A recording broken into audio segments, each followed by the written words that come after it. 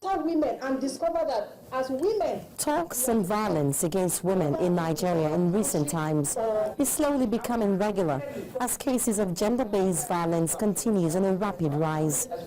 This woman was forced into child marriage in which she suffered abuse and constant battery until her husband died.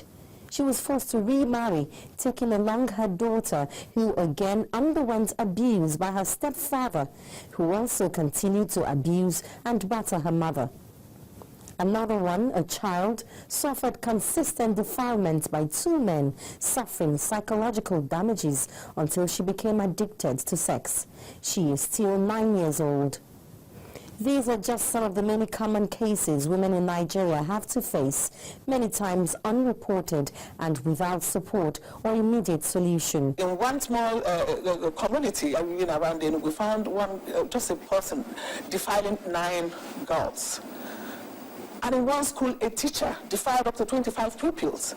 So when you look at these things, it means it's an epidemic. The World Bank study put it that it results in more death than road accident, than war, than cancer, or the obstructed liver put together. As of 2006, a national survey puts percentage of victims of gender violence and abuse at 64.5%, and this has multiplied in the last 8 years.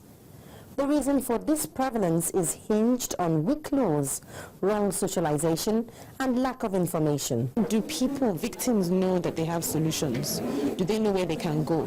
Are there shelters for women? Again, this comes to the structure, the social structure. What kind of societal nets do we have for women who are being abused? Under the Evidence Act, a woman must prove that she is not a prostitute. Before that she is not a prostitute, before evidence can be adduced as to the fact that she has been abused. She has to prove who is on trial. Is it the rapist or the raped?